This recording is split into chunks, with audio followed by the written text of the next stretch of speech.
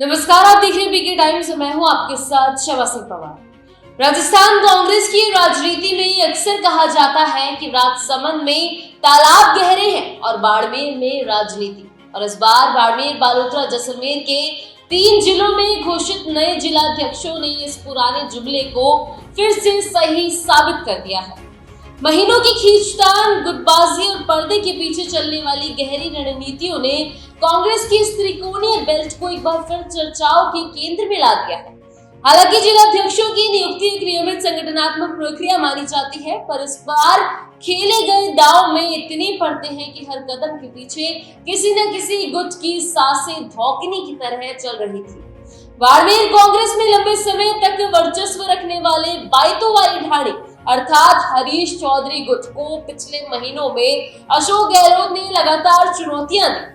एक तरफ अमीन खान जैसे दिग्गज मुस्लिम नेता की वापसी, तो दूसरी ओर मेवाराम जैन का पुनः कांग्रेस में प्रवेश। दोनों कदम गहलोत के हिसाब से बाड़मेर में अपने गुट की ऊर्जा बढ़ाने और जाट मुस्लिम मेघवाल यानी कि जेएमएम समीकरण को मजबूत करने के लिए बेहद सटीक थे। लेकिन राजनीति में हर चाल का जवाब होता है और हरीश चौधरी इस खेल के घाघ खिलाड़ी माने जाते हैं। गहलोत गुट की बढ़ती शक्ति ने चौधरी को अस्थायी रूप से बैकफुट पर जरूर भेजा, परंतु यही उनके 2 कदम पीछे खींचकर लंबी छलांग वाली रणनीति का शुरुआती चरण था।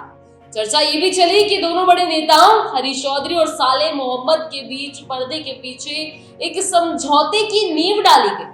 जैसलमेर में फकीर परिवार और पूर्व विधायक रूपाराम धनदेव के बीच वर्षों से चल रही अदावत कांग्रेस संगठन के लिए हमेशा सिरदर्द रही है। चौधरी गुट का झुकाव रूपाराम की तरफ और गहलोत गुट का झुकाव फकीर परिवार की तरफ, दोनों को एक दूसरे के खिलाफ खड़ा करता रहा।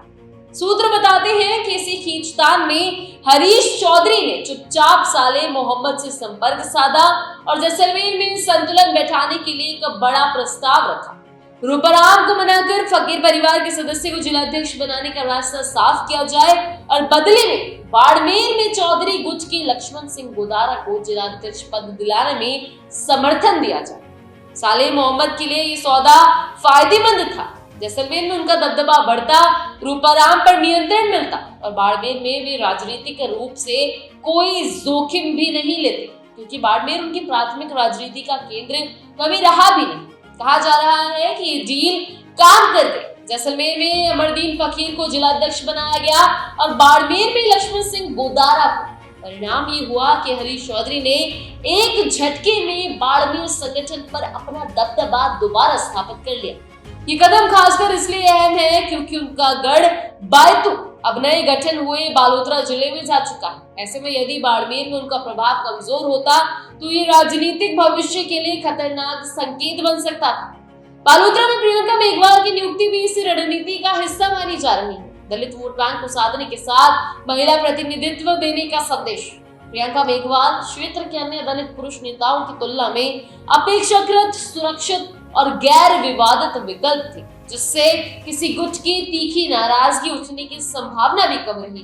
तीनों जिलों में नए जिलाध्यक्षों की नियुक्ति के बाद माहौल साफ दिखा। हरीश चौधरी ने एक बार फिर साबित कर दिया कि बाड़मेर की कांग्रेस राजनीति में उनका दबदबा आज भी वैसा ही ठोस और गहरा है जैसा वर्षों पहले था।